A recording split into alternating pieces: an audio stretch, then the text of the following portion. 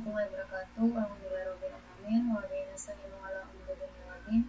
Wassalatu wassalamu ala asyrofil anbiya'i wal mursalin wa ala alihi wasahbihi ajmain. Alhamdulillah, pada kesempatan kali ini saya Rin Fatmawati, mahasiswa semester 6 dengan NIM 09040623 akan mempresentasikan terkait hasil proyek final saya dengan topik penelitian dengan topik sistem sortir sampah. Nah, sistem sortir sampah otomatis ini merupakan sistem yang mensimulasikan mesin untuk mensortir sampah secara otomatis dengan berbasis gambar ataupun kamera yang mampu mengklasifikasikan sampah dalam 5 kelas, yaitu organik, plastik, kertas, logam, dan kaca. Yang dilakukan pada proyek final ini dilakukan improvisasi pengembangan, yaitu GradCam Visualizer, yaitu memvisualisasikan area gambar yang paling berpengaruh. Kemudian ada Mobile Optimized Classifier, yaitu menggunakan MobileNet V3 untuk development. Kemudian ada Model Explaining Dashboard, yaitu dengan cara menggunakan GradCam dan kemudian conversion matrix dan metrik per kelasnya. Yang pertama dilakukan install dependencies, yaitu menginstal semua library yang digunakan untuk project final ini, yaitu salah satunya ONX, scikit-learn, dan lain sebagainya. Setelah mengimport semua library, kita gunakan project ini runningnya pakai GPU. Nah, pada sel ini kita memastikan apakah GPU ini tersedia atau tidak. Nah, ketika kita kita menggunakan GPU, kemudian kita cek. Nah, ketika udah, pasti outputnya ada versi GPU-nya apa gitu. Setelah itu dilanjutkan dengan mendownload dataset dari Kaggle. Nah, dataset yang di-download dari Kaggle itu merupakan dataset garbage classification. Nah, pada dataset garbage classification tadi itu terdiri dari 12 kelas sampah, yaitu ada glass, paper, trash, cardboard, metal, dan lain sebagainya.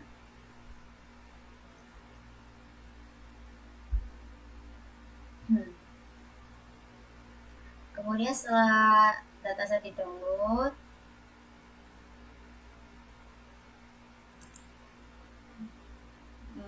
kemudian mengeksplorasi dataset tadi. Nah, ini kan setelah di-download dataset dari Kaggle, maka dataset langsung terunduh otomatis karena ada expenditure. Inilah datasetnya. Ada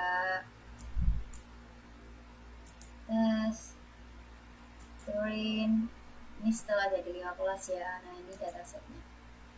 Ada garbage classification.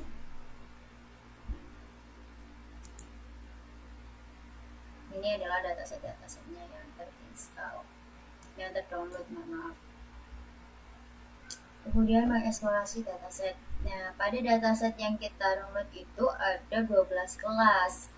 Kemudian dilakukan lebih disederhanakan lagi jadi 5 kelas target.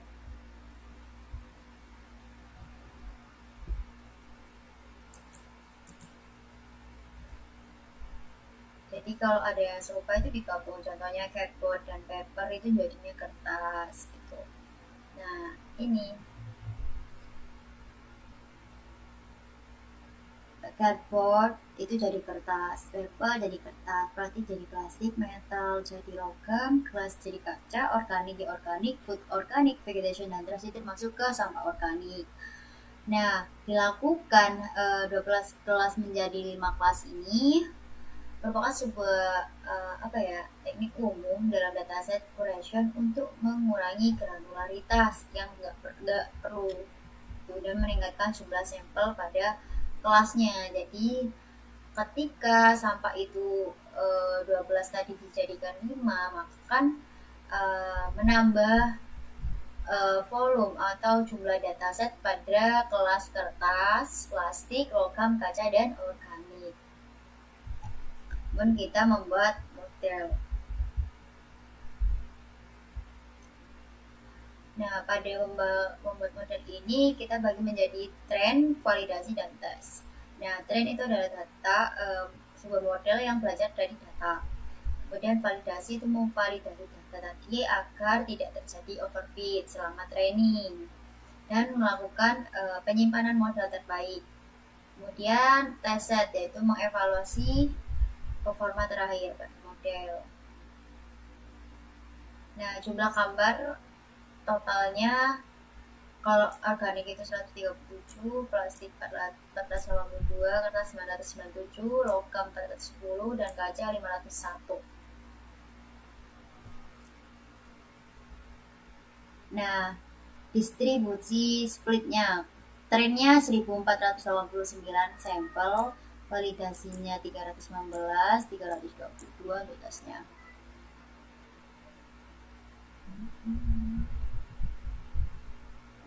Nah, ini 0,3, 0,5.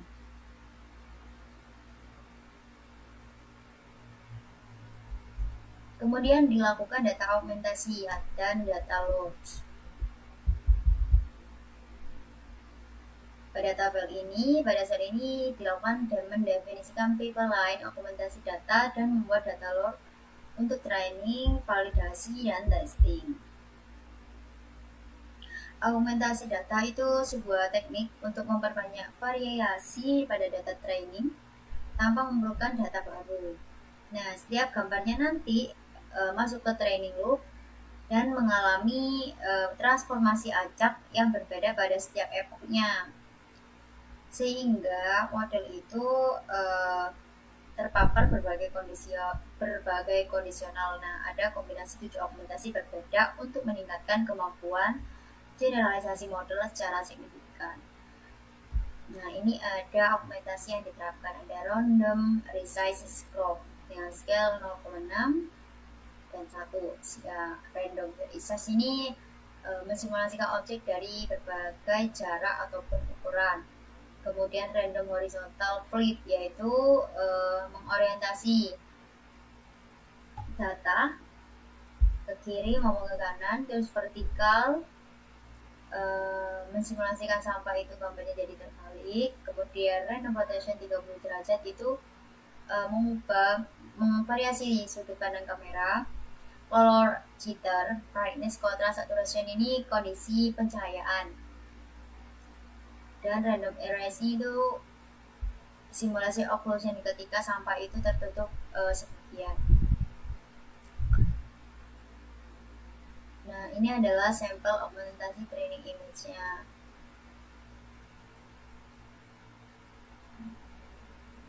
Ketika ada sampah terbalik,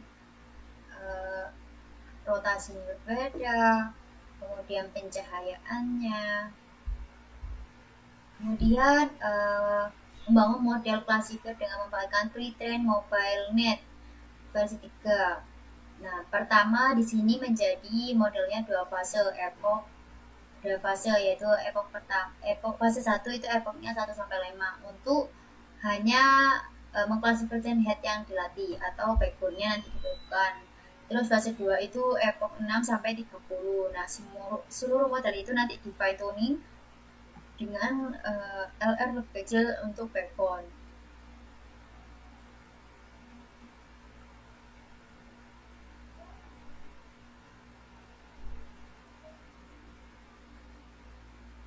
Nah, total parameternya dan level parameternya output setnya itu jadi 2,5 size-nya.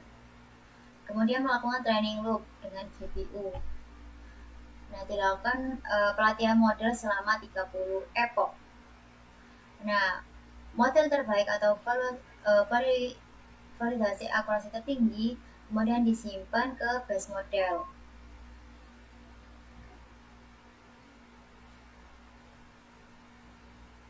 Nah, pada epoch kelima itu backbone di unfreeze untuk dilakukan full fine tuning. Nah, ini kan di training. Kemudian unfrozen, terus dilakukan fine tuning. Seluruhnya dilakukan proses selama 30 epoch, 4 untuk backbone, kemudian selanjutnya untuk fine tuning. Nah, diketahui base validasi akurasinya itu sebesar 0,95. Nah, terus di plot training curves. Nah, loss curves itu kan kurva ya. Jadi loss trend dan validasi. Ketika loss trend dan validasi turun, maka model itu belajar dengan baik. Contoh dilihat. Nah, ini trend fail turun. Berarti kan model belajar dengan baik. Ketika loss trend turun tapi validasi naik, loss trendnya turun tapi validasinya naik, maka terjadi overfit. Ketika keduanya nggak turun nggak naik tapi kayak standar gitu, maka modelnya itu underfitting. Diketahui bahwa ini validasi akurasinya base nya itu ada di 0,95. Nah, dilakukan evaluasi model pada tes. Nah, pada model ini dibuatlah conversion metriknya. Ketika dibuat conversion metric, kita tahu bahwa tes akurasinya sebesar 0,90. Setelah di evaluasi model pada tes, kemudian dilakukan visualisasi area model dengan GradCam. Nah, apa sih GradCam itu? Gradient Weighting Class Activation Mapping. GradCam ini menggunakan gradient yang mengalir ke layer konvolusi terakhir untuk membuat heatmap yang menunjukkan area mana sih yang paling penting untuk diprediksi. Ini gambar kita baca.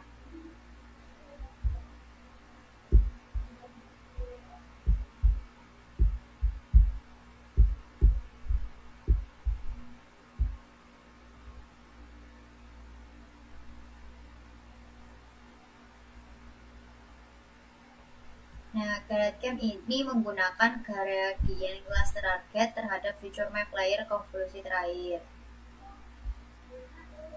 Nah, gradient ini di rata-rata per channelnya untuk mendapatkan bobot kepentingan, lalu dikalikan dengan aktivasi dan dilewatkan menggunakan relu.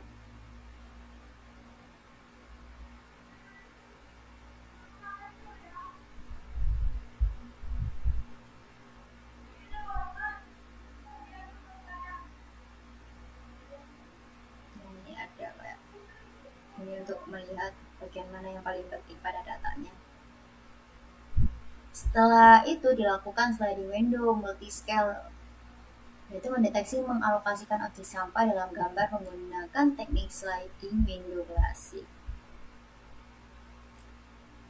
Nah, sliding window ini biasanya men-scan gambar dengan jendela 224 kali 224. Nah, ini 224.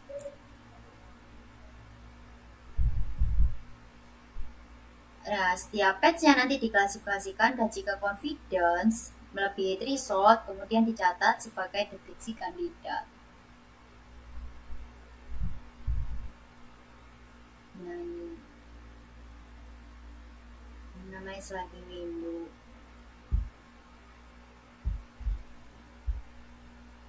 Setelah itu dilakukan statistik jumlah per jenis sampahnya.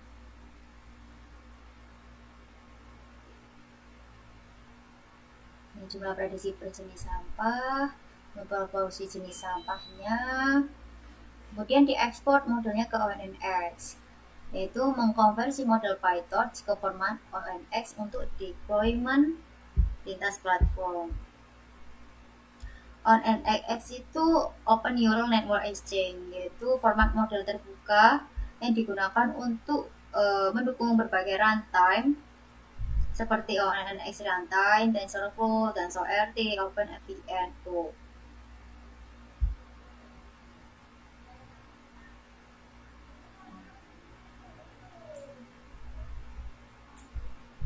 Nah, ini udah menunjukkan bahwa model telah diekspor ke sampah classifier. Setelah itu melakukan video interaktif UI, membuat antar UI web interaktif untuk mendemonstrasikan klasifikasi sampahnya secara linear menggunakan ONNX runtime-nya tadi. Nah, ini merupakan UI untuk mengklasifikasikan sampah secara otomatis. Ini ada salah satu contoh gambarnya. Nah, kemudian kita klasifikasikan. Nah, dia terdeteksi bahwa dia itu kaca. Selain itu, kita bisa mengupload gambarnya.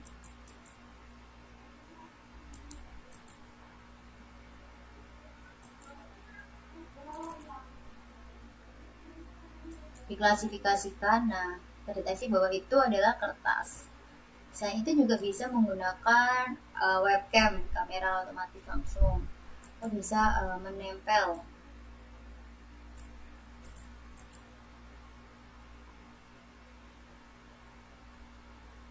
Itu saja sih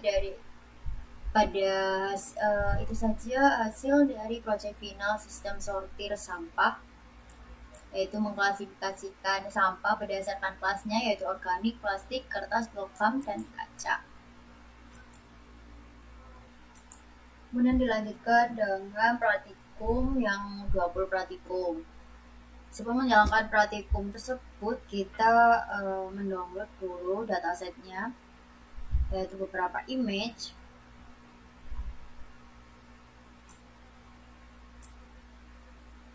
Nah, sumber gambarnya itu dari OpenCV Official Sample Image dari GitHub dan Wikipedia Commons. Yang terdiri dari foto anjing, kucing, kedua mobil, bunga, outdoor, indoor, dan lain sebagainya. Kemudian dilakukan setup folder, ada image, output, model, dataset, image, model, output. Setelah itu download gambar. Nah, ini download gambarnya dari Wikipedia sama OpenCV. Selanjutnya membuat variasi dari foto wajah asli. Nah, ini ada wajah senang, sedih, single, ada kacamata, yang ada wajah topi, wajah grup. Mendownload dataset gambar asli 5 kategori, ada kucing, anjing, kendaraan, bangunan, bunga, dan ada fallback juga. Nah, ini adalah data yang harus dipersiapkan untuk menjalankan 20 praktikum tadi. Nah, pada praktikum pertama ini membahas terkait mengklasifikasi gambar dengan OpenCV DNN. Nah, program ini tuh bagaimana cara menggunakan modul CVDNN untuk membuat block atau input tensor dari gambar. Block adalah sebuah format input standar yang dibutuhkan oleh neural network.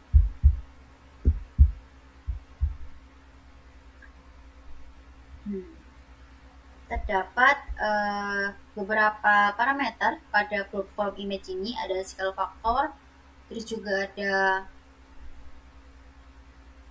min, dan kemudian ada sweep RP.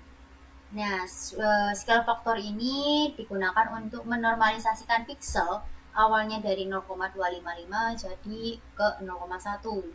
Kemudian melakukan size input model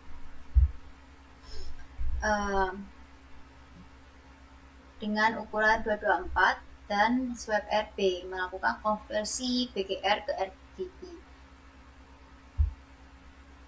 Nah, scale factor itu adalah sebuah parameter yang digunakan untuk menormalisasikan rentang nilai pixel dari 0,255 menjadi 0,1. Sedangkan min itu melakukan min suppression, mengurangi setiap pixel dengan rata-rata dataset pelatihan.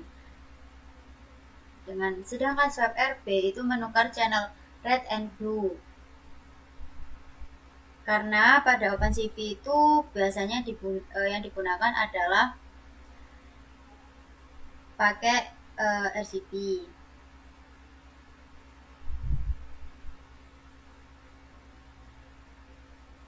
Ini melakukan block tanpa normalisasi, ini melakukan block dengan mid subtraction ImageNet, dan ini normalisasi dan mid subtraction.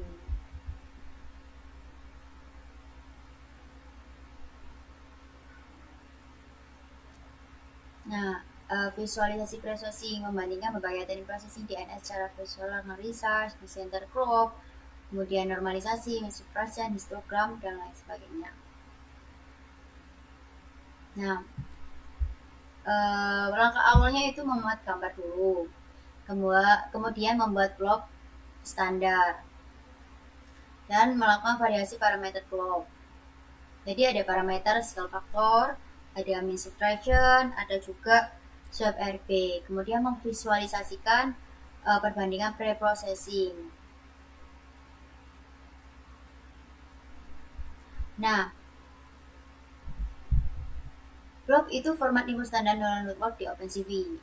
Pada saat melakukan pre-processing, processing itu harus dilakukan dengan tepat untuk mempengaruhi hasil klasifikasi. Dan ukuran input itu mempengaruhi waktu komputasi.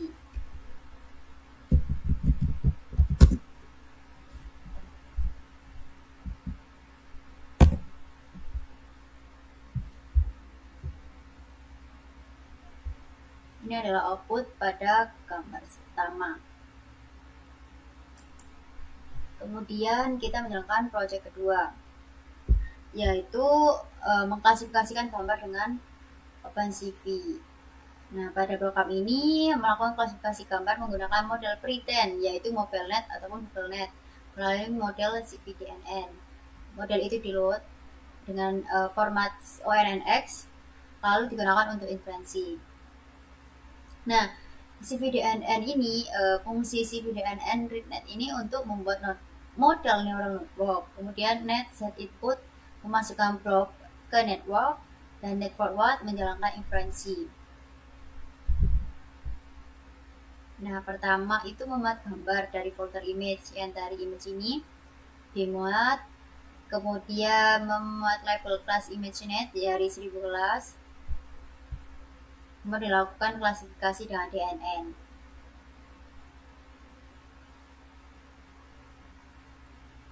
Nah, project ini bekerja dengan cara mengklasifikasi satu gambar dulu, contohnya kucing, kemudian diklasifikasi batch-nya,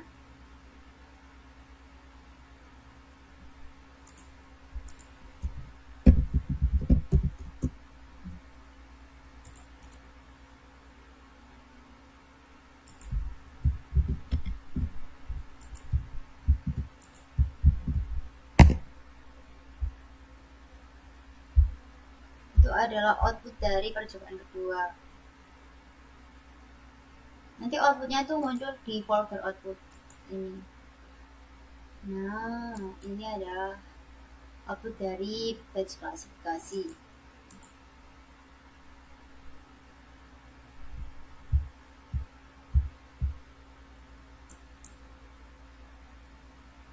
Ini klasifikasi dengan OpenCV DNN.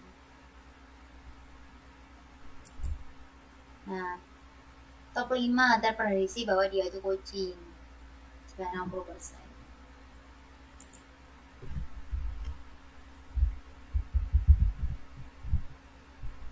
Apa sih keuntungan menggunakan OpenCV DNN dibanding framework deep learning lain?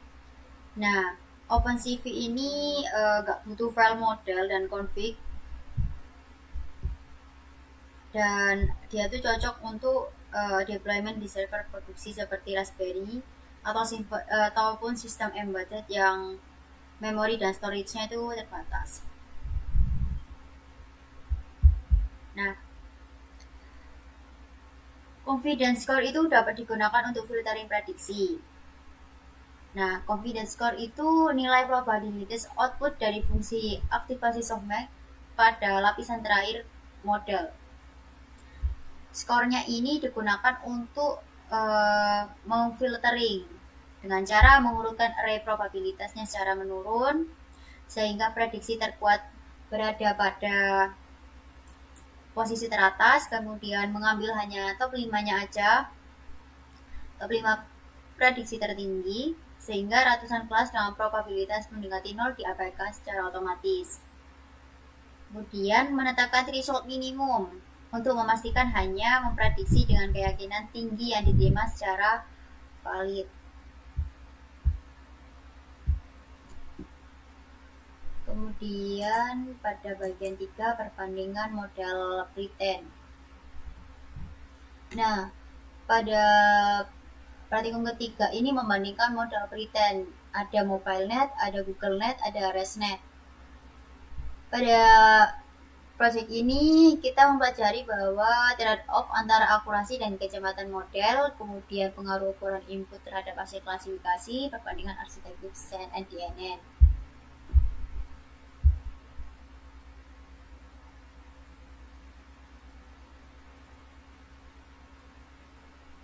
Pada project ini, langkah yang dilakukan adalah membandingkan model, terus kemudian memvisualisasikan pengaruh ukuran input, terus menampilkan gambar.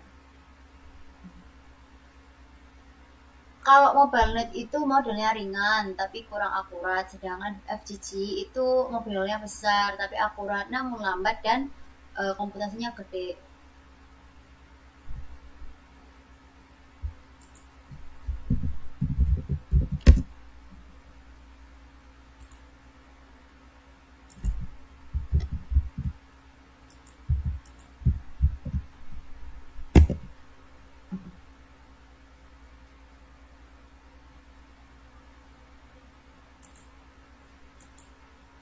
Nah, ini adalah ukuran input terhadap waktu preprocessing dan ini perbandingan modelnya.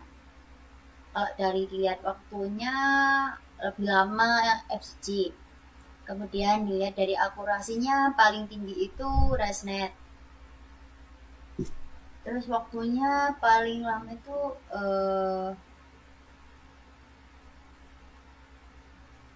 akurasinya di sini berarti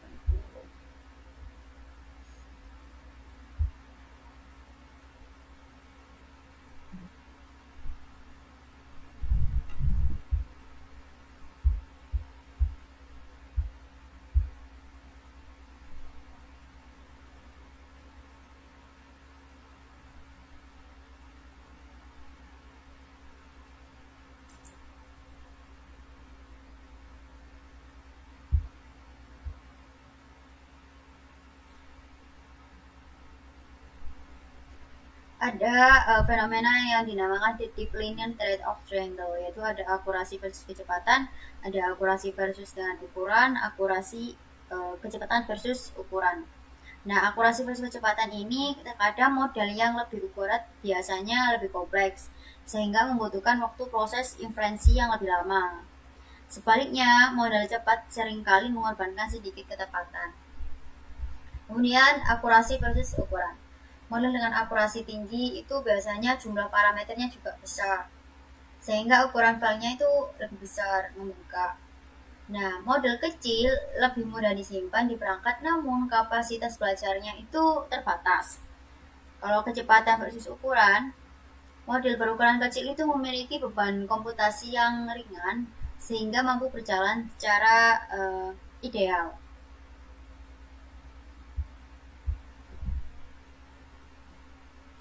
Arsitektur CNN visualisasi.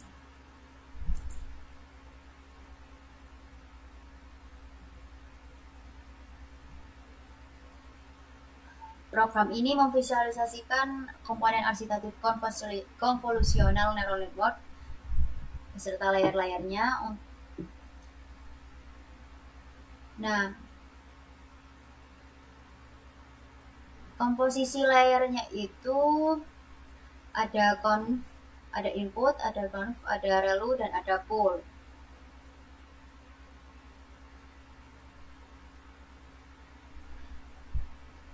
pertama itu melakukan input dulu, kemudian dikonvolusi, setelah dikonvolusi itu melakukan relu, setelah itu ada layer max cool dan ada biasanya outputnya.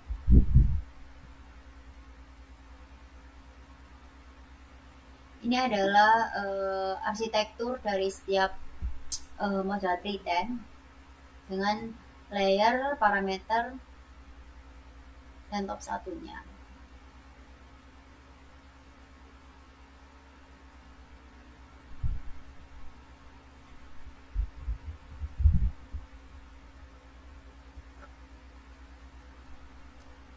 CNN itu terdiri dari beberapa layer. Yang pertama itu ada conv, ada relu, ada pool, ada FG. Nah, CNN itu mengekstrak fitur lokal yaitu edge dan tekstur. Kalau relu itu menghilangkan nilai negatif. Sedangkan max cooling itu mengurangi dimensi dan menambah invariansi. Nah, ada arsitektur modern yaitu ResNet efficienting.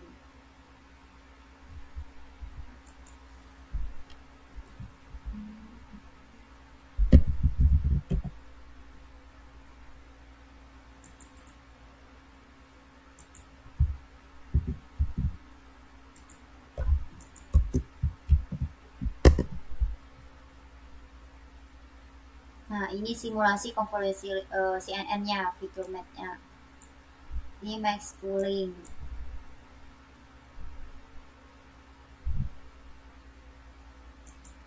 Nah, ini adalah layer-layernya. Ada relu 1, relu 2, ada konvolusional. Nah, ini jadi ada kayak jadi kotak-kotak ini map.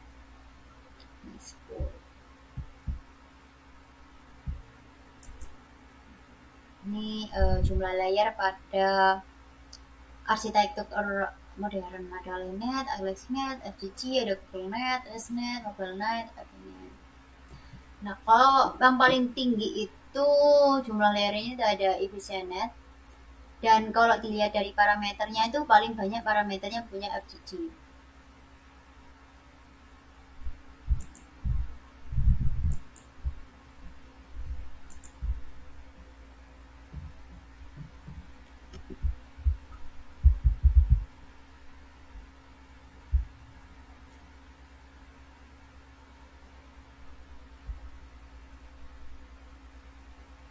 Sekarang melakukan percobaan kelima yaitu fungsi aktivasi. Fungsi aktivasi itu memberikan nonlinearitas sehingga network itu bisa belajar pola kompleks. Nah, relu itu merupakan aktivasi yang paling populer pada saat ini.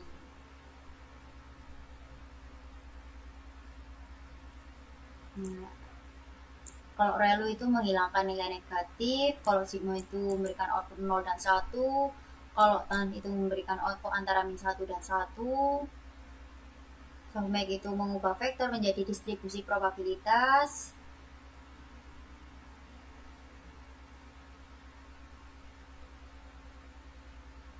Nah, sekarang kita menampilkan visualisasi turunannya.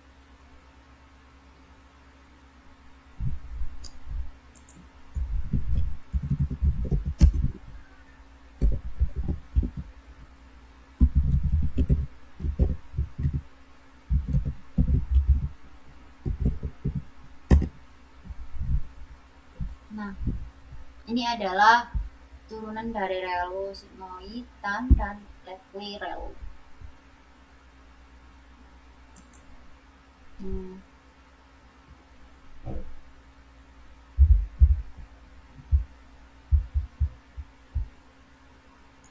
Kenapa sih relu itu lebih populer dibanding sigmoid untuk hidden layernya? Karena relu itu punya keunggulan utama dibandingkan fungsi aktivasi seperti sigmoid. Pertama, relu itu sangat efektif dalam mencegah vanishing gradient. Sedangkan kalau sigmoid itu memiliki turunan yang maksimal hanya 0,25 dan cenderung menyusut menuju 0 pada nilai ekstrim. Relu memiliki turunan konstan bernilai 1 untuk semua input positif yang menjamin gradien tetap mengalir kuat hingga ke layer awal saat proses backpropagation. Selain itu, Relu juga menawarkan efisiensi komputasi yang jauh lebih tinggi karena hanya memerlukan logika sederhana. Max.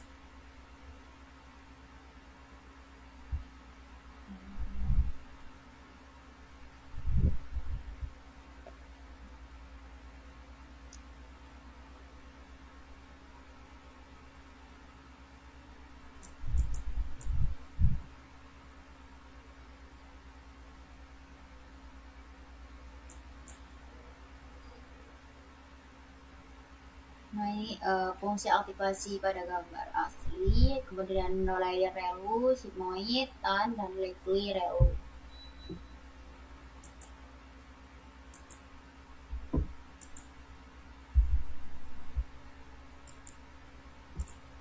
Kemudian pada bagian 6, konvolasi dan pooling.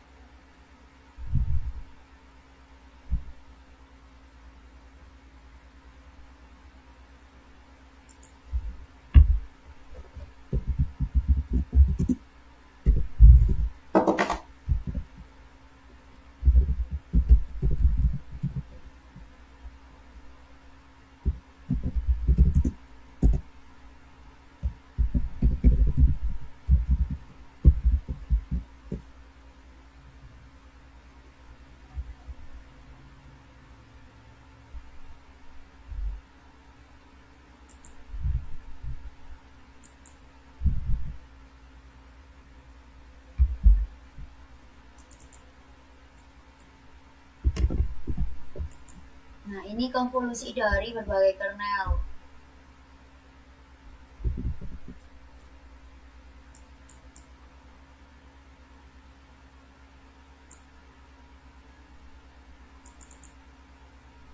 Nah, ini aslinya kemudian di Maxpool. Nah, ini menjadi seperti ini.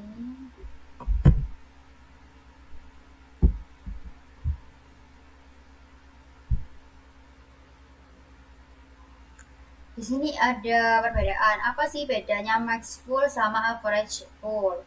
Nah, kalau max pooling itu mengambil nilai pixel terbesar dari setiap jendela filter, yaitu kalau max pool itu mempertahankan fitur paling kuat seperti tepi tajam dan sudut objek. Sedangkan kalau average pooling itu menghitung rata-rata seluruh pixel. Kemudian menghasilkan representasi yang lebih halus dan blur. Ini kan kayak Nah, biasanya kalau average pooling ini berguna pada global average pooling di akhir jaringan seperti fully connected layer.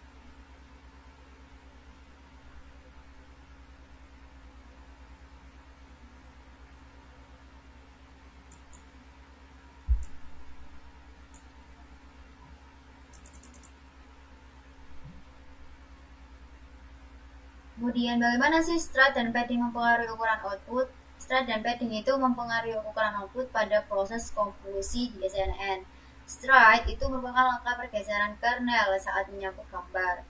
Semakin besar nilai stride-nya, semakin kecil juga ukuran output, karena kernel melompat lebih banyak pixel.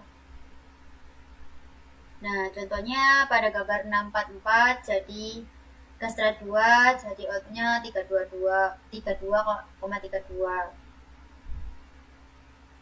Kemudian sekarang ke data augmentasi.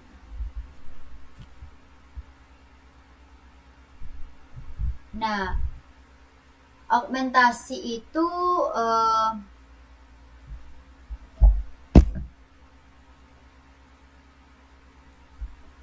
sebuah proses untuk meningkatkan performa model. Jadi ada beberapa teknik augmentasi.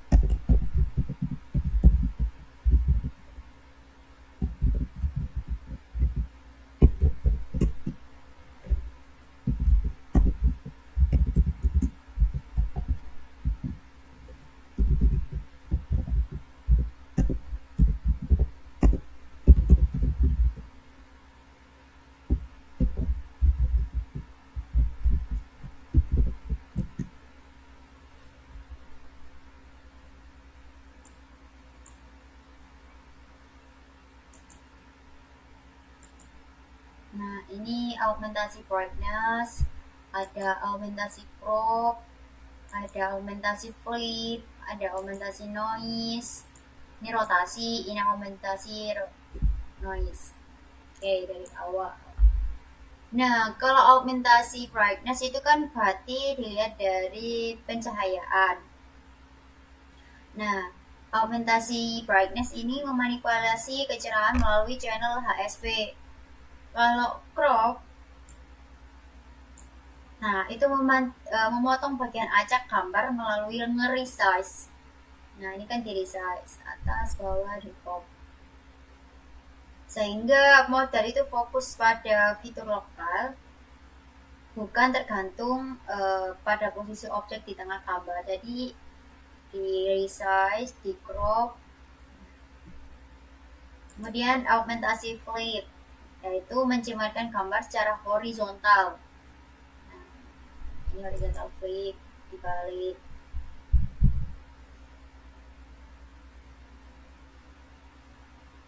Kemudian ada noise. Noise itu menyuntikkan jarak acak pada pixel. Nah, ini sehingga model itu lebih robust terhadap noise.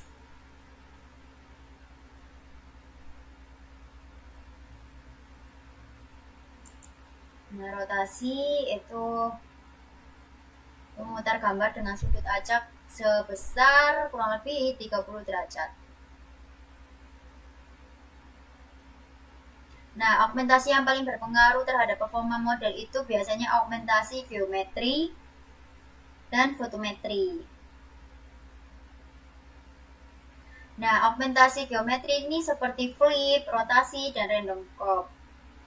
Nah, ini memberikan dampak paling besar karena membantu model belajar mengenali objek dari berbagai posisi orientasi dan sudut pandang. Sehingga model itu menjadi lebih robust terhadap variasi untuk bentuk objek di dunia nyatanya. Nah, apakah augmentasi itu agresif, bisa menurunkan performa?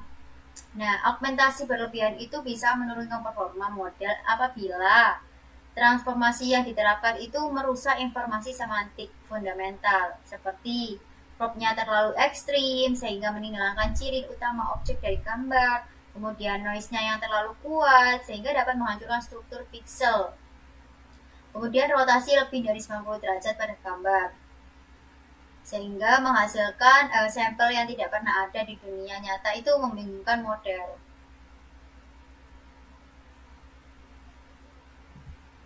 Kemudian transfer learning.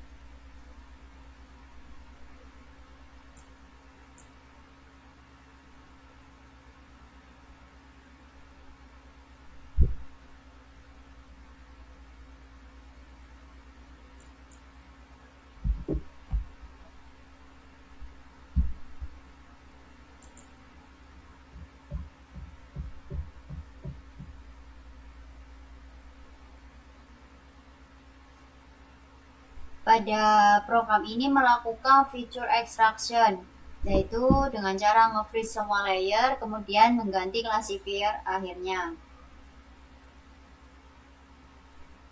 Kemudian melakukan fine tuning dengan cara nge-unfreeze beberapa layer terakhir, kemudian men-train ulang dengan layer kecil.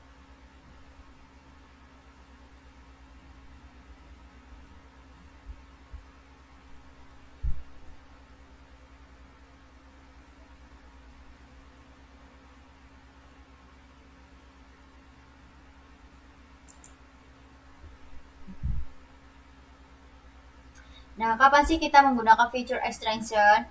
Nah, Feature extraction itu digunakan pada saat datasetnya kecil, di mana seluruh lapisan konvolusi itu kemudian dibukukan dan hanya bagian klasifiernya aja yang dilatih. Hal ini itu dilakukan untuk mencegah overfitting dan mempercepat konvergensi. Nah, tapi kalau fine tuning, fine tuning itu diterapkan pada dataset yang lebih besar dengan nge-unfreeze beberapa lapisan terakhir.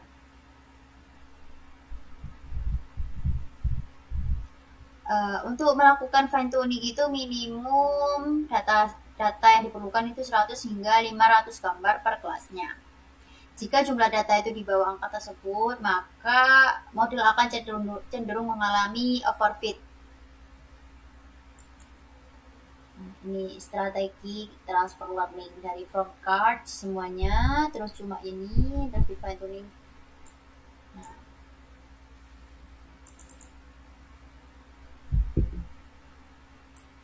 semua layer ini dilatih kalau di from scratch, sehingga memerlukan banyak data.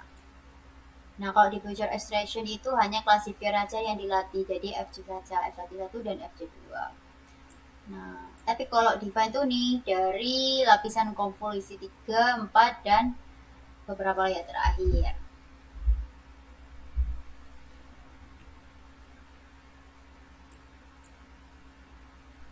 Kemudian propagation visualisasi.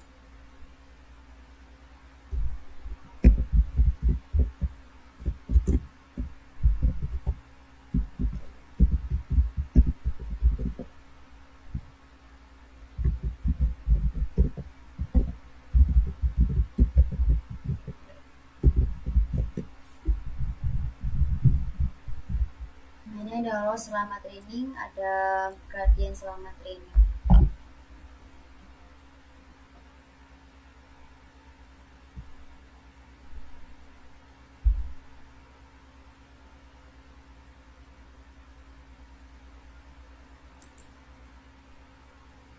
Nah, ini decision boundary setelah dilakukan training.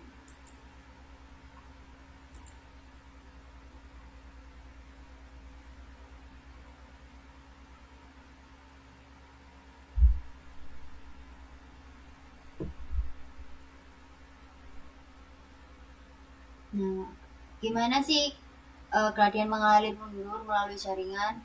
Nah, proses gradien mengalir mundur melalui jaringan itu mengikuti prinsip chain rule, aturan rantai dalam kalkulus. Proses ini dimulai setelah forward pass selesai dan nilai loss dihitung. Forward pass itu menghitung output dari input, kemudian loss function mengukur kesalahan prediksi.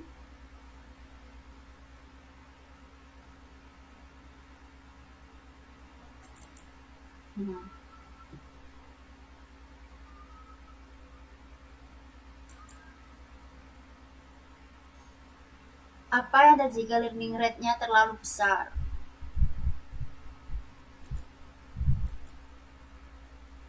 Ataupun learning rate-nya terlalu kecil. Nah, learning rate itu hyperparameter untuk menentukan ukuran langkah saat memperbarui bobot. Jika learning rate-nya terlalu besar, maka model akan melompat jauh melintasi titik minimum. Nah, dalam kurva training ini terlihat sebagai loss yang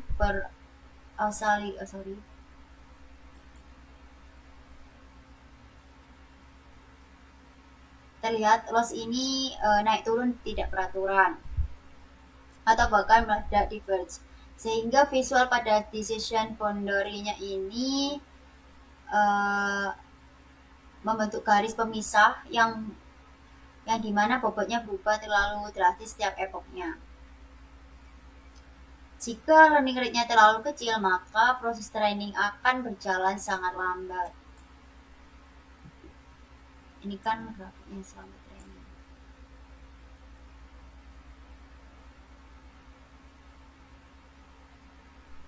Ini melambat, sehingga membutuhkan epok lebih lama, epok lebih banyak.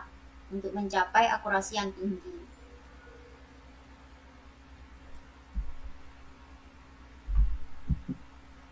Kemudian deteksi objek menggunakan sliding window.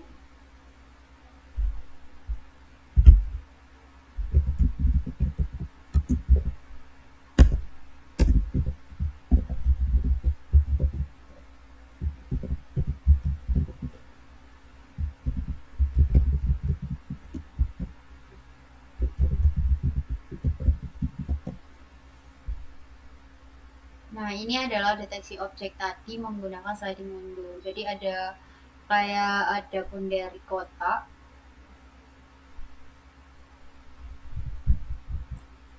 Nah, ini adalah sliding window.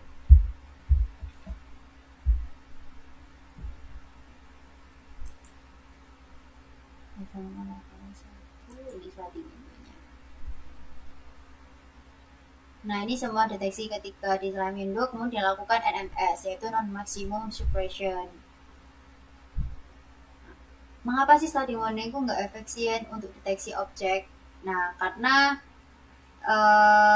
komputasinya itu redundant, sehingga sistem harus memindai setiap posisi piksel dalam gambar menggunakan jendela yang digeser. Nah, selain itu ada multi-scale problem. Objek dapat muncul dalam berbagai ukuran. Nah, kemudian ada namanya non-maximum suppression untuk mengatasi masalah multiple detection. Ini kan tadi dari tentang deteksi. NMS ini digunakan untuk menyelesaikan masalah multiple detection, yaitu di mana kondisi satu objek terdeteksi oleh banyak jendela yang saling tumpang tindih.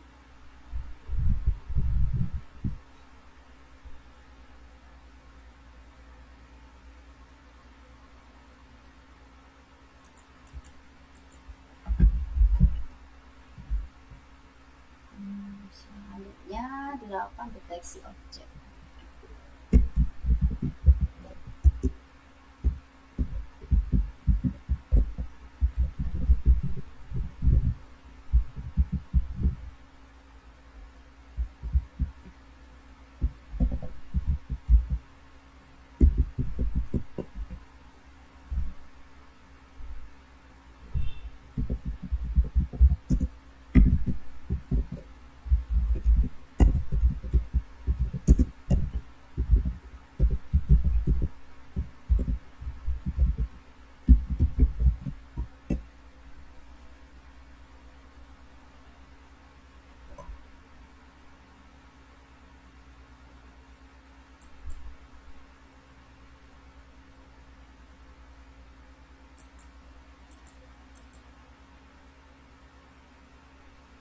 Nah, ini merupakan output dari Hawk Descriptor. Ini gambar inputnya kemudian menjadi visualisasi descriptor seperti ini.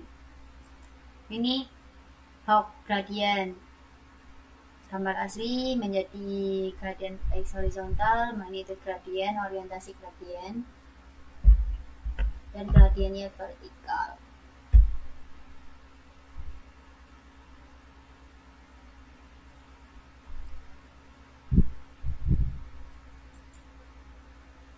Nah, Hawk itu menghitung distribusi orientasi gradient per selnya, kemudian normalisasi blok memberikan invariansi terhadap pencahayaan.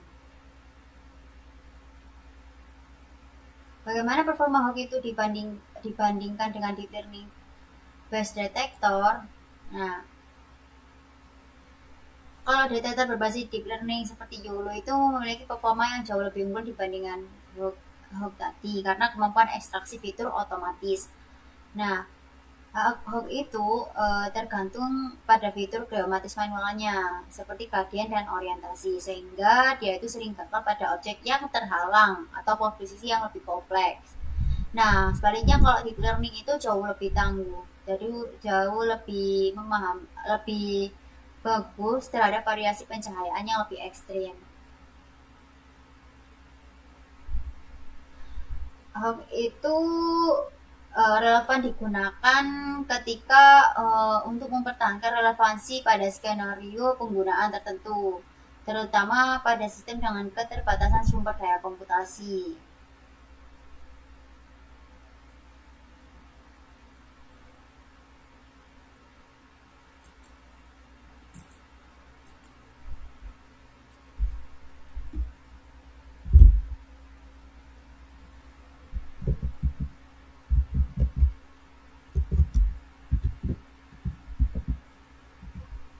Selanjutnya ke praktikum 12 yaitu YOLO konsep.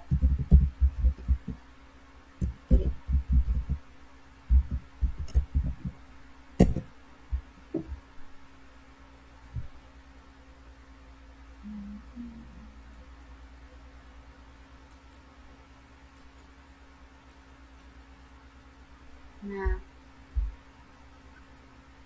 kalau YOLO itu membagi gambar menjadi beberapa grid. Nah, berdasarkan visualisasi pada gambar ini, bisa dilihat bahwa pembagian gambar menjadi beberapa grid. Nah, hal ini dilakukan untuk melokalisasi objek secara spasial. Jadi setiap sel grid itu memiliki tanggung jawab spesifik. Jika titik pusat senternya itu suatu objek jatuh ke dalam sel grid tertentu, maka sel itulah yang bertanggung jawab untuk melintasi objek tersebut. Selain itu juga efisiensi komputasi, yaitu beda dengan sliding window yang melakukan ribuan klasifikasi terpisah. Nah, kalau YOLO memproses seluruh grid ini dalam satu kali jalur, satu kali forward pass, sehingga YOLO ini bisa berjalan dengan cepat menggunakan kecepatan yang real time. Dan selain itu prediksinya terstruktur.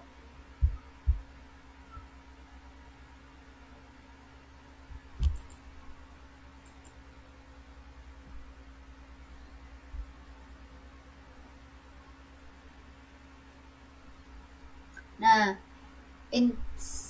intersection over union ini tuh berfungsi untuk sebagai metrik presisi antar bounding box prediksi dengan ground truth. Ada beberapa pengaturan ambang batas untuk menentukan kualitas deteksi. Kalau thresholdnya itu lebih dari 0,7, maka dia itu termasuk threshold yang tinggi, sehingga hasil deteksi itu sangat presisi. Namun berisiko meningkatkan false negatif, sehingga objek gagal terdeteksi. Kemudian kalau kurang dari 0,4, maka dia itu thresholdnya itu rendah.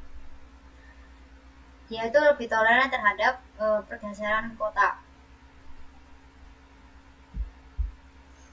Nah, biasanya kan pakai NMS. Nah, efek pada NMS itu dalam proses IOU atau intersection over union itu digunakan untuk mengeliminasi prediksi ganda. Kemudian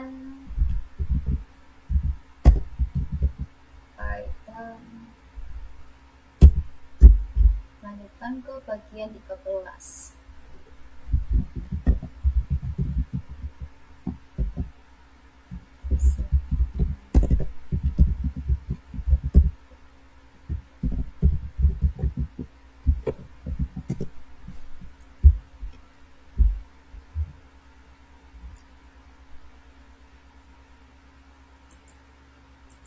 Di sini ada segmentasi Cummins, ada segmentasi warna, ada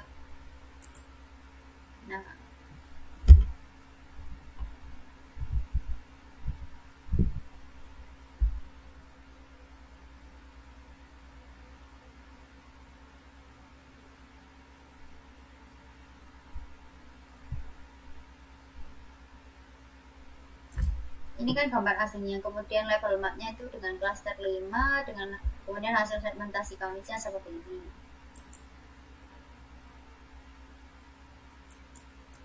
Ini kalau semantik segmentasi berbasis warna.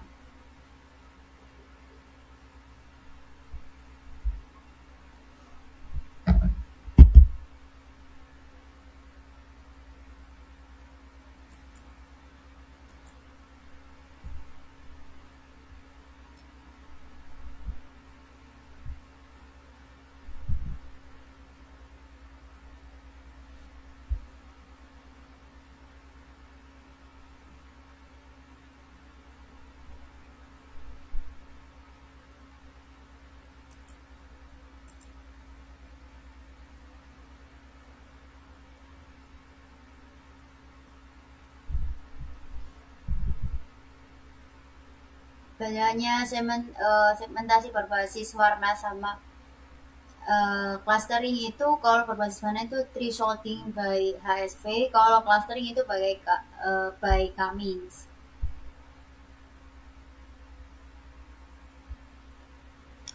Nah, pada skenario apa segmentasi berbasis warna itu masih efektif? Segmentasi berbasis warna itu masih efektif ketika skenario lingkungannya itu terkontrol, seperti pada jalur produksi industri atau sebagai langkah preprocessing untuk menentukan region of interest.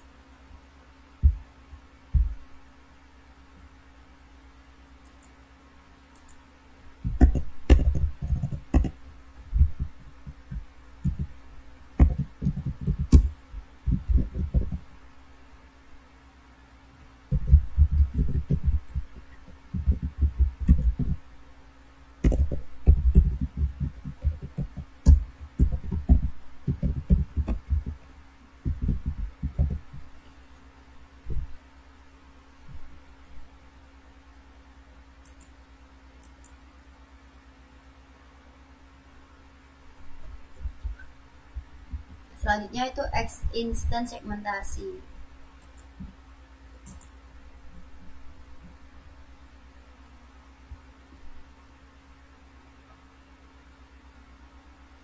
Nah, instant segmentasi itu tidak hanya melabeli setiap kelas pada pixelnya, tapi juga membedakan antar objek yang berbeda dari kelas yang sama. Nah, perbedaannya itu klasifikasinya, deteksinya, segmentasi segmennya, instant segnya. Pertama, membuat gambar sintetis dengan beberapa objek untuk mendemonstrasi objek dari kelas yang sama tetapi instansinya berbeda. Ini ada lingkaran, ada persegi, ada segitiga.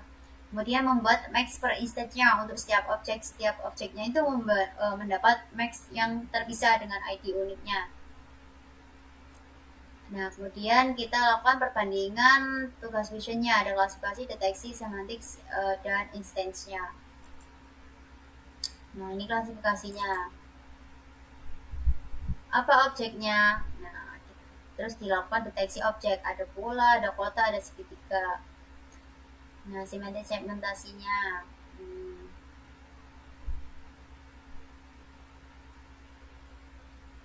Kemudian instant segmentation.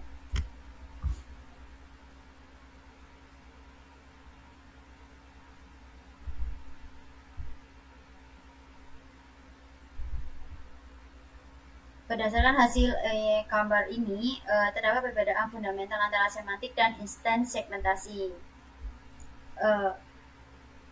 Pada semantik segmentasi ini, dua objek dari kelas yang sama yang saling bersentuhan akan dianggap sebagai satu kesatuan yang besar karena keduanya memiliki label kelas yang identik. Namun, pada instant segmentation, model harus mampu melakukan deteksi sekaligus segmentasi secara bersamaan untuk memberikan ID unik pada setiap individunya. Nah, kapan sih instant segmentasi ini lebih dibutuhkan dibanding semantik? Nah, ketika instant segmentasinya itu menjadi jauh lebih diperlukan dibanding semantik segmentasi pada skenario yang dibutuhkan untuk perhitungan jumlah objek secara presisi.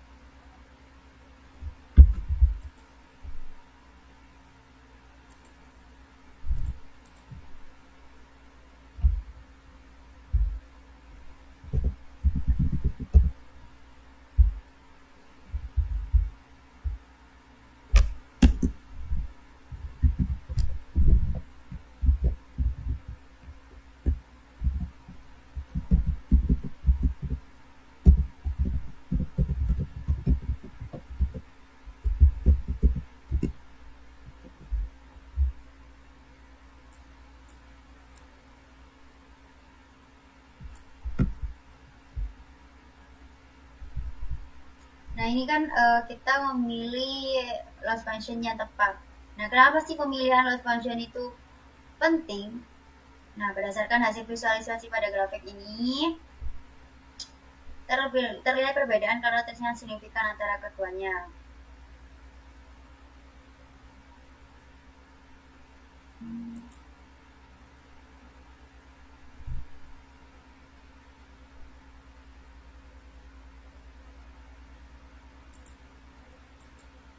Yang pertama, sensitif terhadap error pada grafik binary cross. Sebentar. Binary cross entropi ini kurva meningkat secara logaritmik saat prediksi menjauhi target, yaitu mendekati 0. Nah,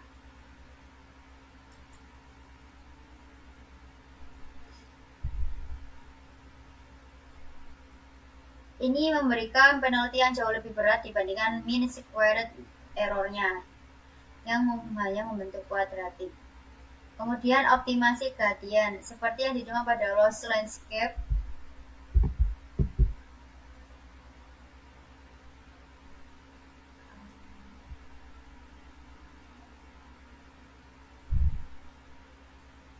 Loss function itu menentukan bentuk permukaan yang harus dijalani oleh gradient descent. Nah, kemudian adanya kesesuaian metrik. Setiap tipe masalah memerlukan pendekatan berbeda. Nah, kalau MSE ini fokus pada besaran nilai kayak regresi. Nah, BCE fokus ke probabilitas atau klasifikasi dan dice loss. Dan dice loss ini fokus pada tumpang tindih spasial.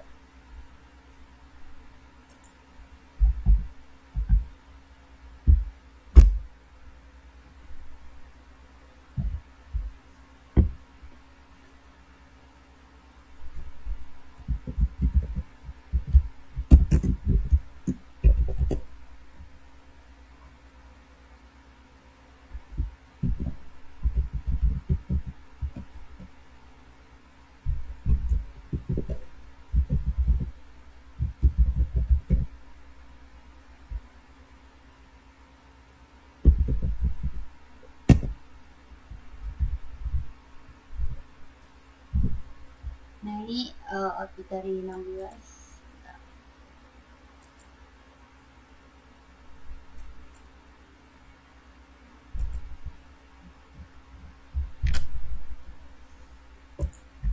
Optimizer visualisasi ini ada SGD yang paling dasar, terus ada SGD dan momentum untuk mempercepat konvergensi, dan ada ADAM, Adaptive Moment Estimation. Ya, India itu optimizer paling populer, dan RMS Probe itu adaptive learning rate per parameter. Nah, optimizer itu untuk menentukan bagaimana weight diupdate berdasarkan gradient dari loss function-nya.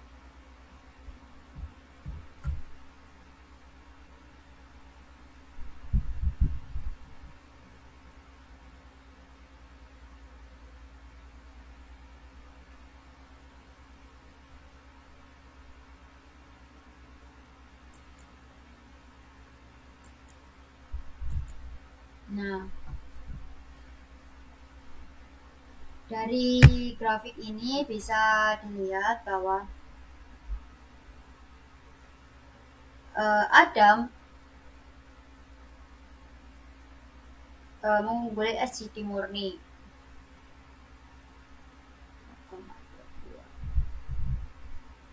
Karena dua mekanisme utama yaitu adaptive learning rate, di mana Adam menghitung learning rate individual untuk setiap parameternya. Dan kapan sih SGD dan momentum itu lebih baik dari Adam? Nah, SGD momentum lebih unggul dari Adam ketika generalisasi, karena kemampuannya menemukan titik minimum yang lebih besar sehingga model itu lebih stabil dan akurat saat menghadapi data baru.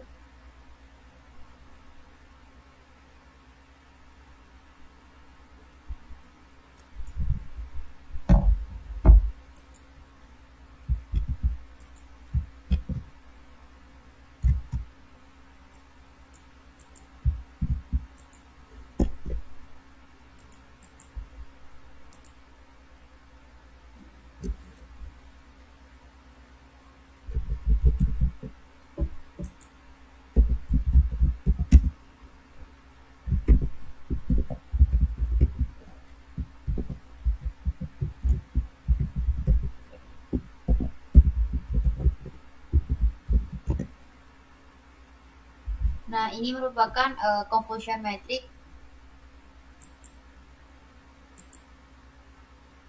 Ada precision, ada recall, ada advanced score.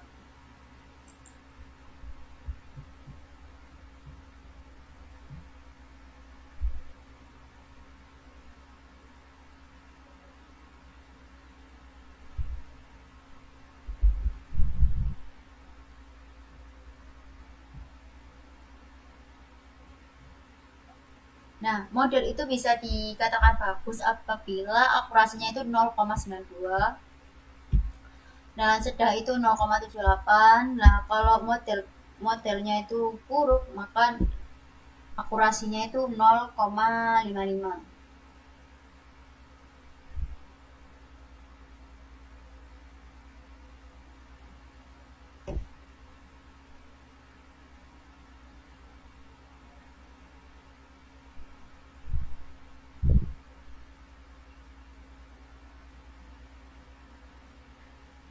Kenapa sih akurasi itu untuk menilai model itu bagus itu nggak cukup?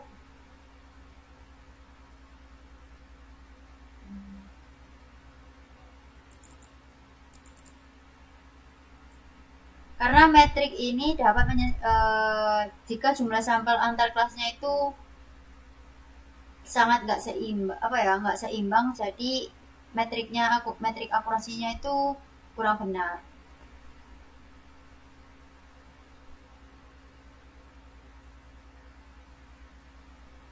Nah, metrik yang paling penting untuk deteksi dan klasifikasi itu menggunakan metrik F1 score. Nah, F1 score karena merupakan rata-rata dari precision dan recall.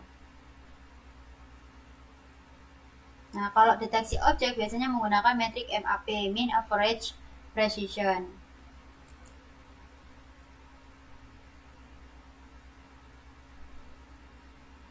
Ini adalah kurvanya.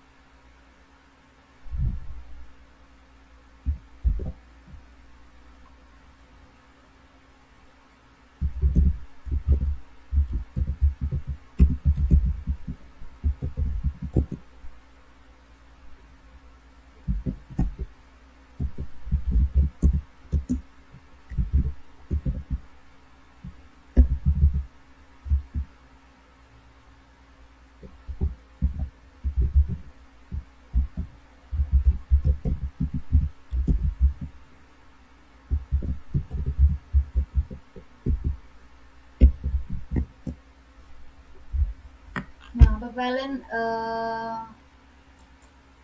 pada praktikum 19 itu kita membahas terkait ONNX.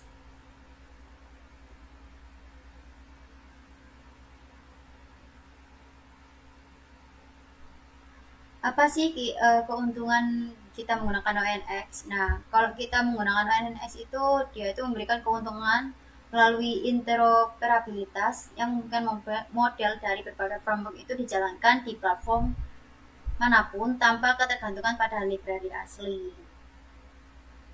Nah, ONNX ini memungkinkan inference yang ringan melalui modul seperti OpenCV-DNN yang mempercepat produksi karena tidak memerlukan library pelatihan. Nah, ini pipeline-nya deployment model deep learning dengan ONNX. Pertama, trainingnya menggunakan PyTorch, kemudian diekspor ke ONNX, kemudian di-optimize, terus dilakukan deploy, kemudian inference.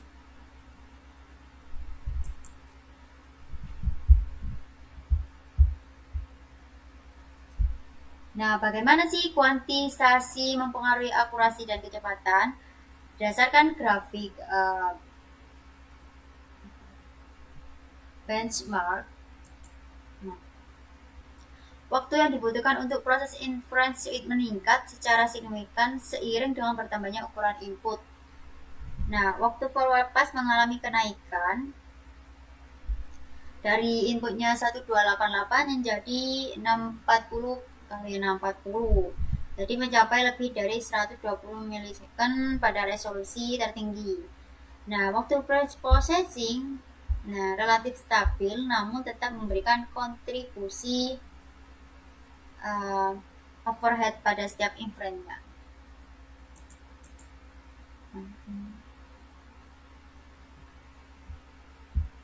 Nah, quantization itu merupakan teknik optimasi dengan mengubah presisi data model yang berdampak langsung pada performa. Contohnya dari ukuran dan kecepatan, yaitu mengecilkan ukuran model hingga 4 kali lipatnya. Kemudian selain itu akurasinya yang menimbulkan quantization-nya error akibat pembulatan bobot. Namun penurunan akurasi biasanya sangat minim dan sebanding dengan peningkatan kecepatan yang diperoleh.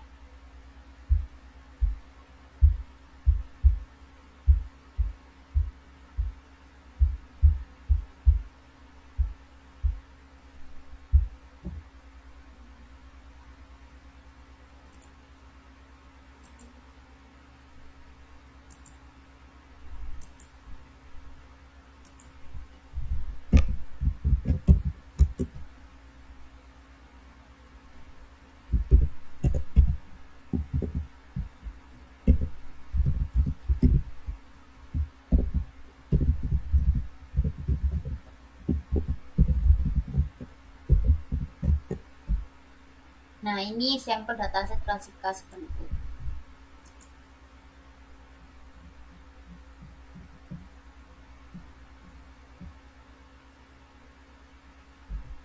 Nah, kasih bentuknya ada lingkaran, ada segitiga, ada persegi, ada bintang juga.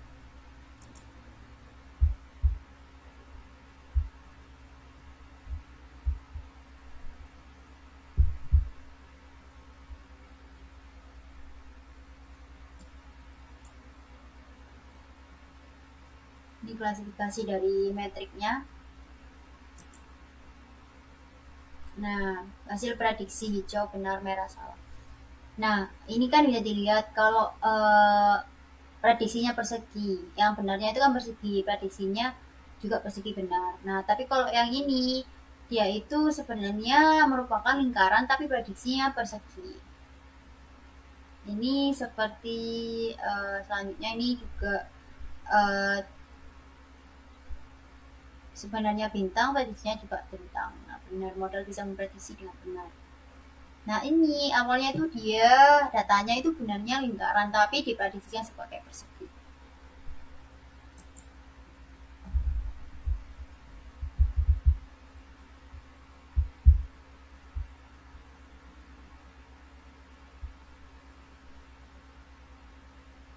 Nah, bagaimana sih normalisasi fitur mempengaruhi hasil klasifikasi KNN? Nah, biasanya karena penyetaraan skala, kemudian akurasinya, dan juga stabilitas confusion metriknya.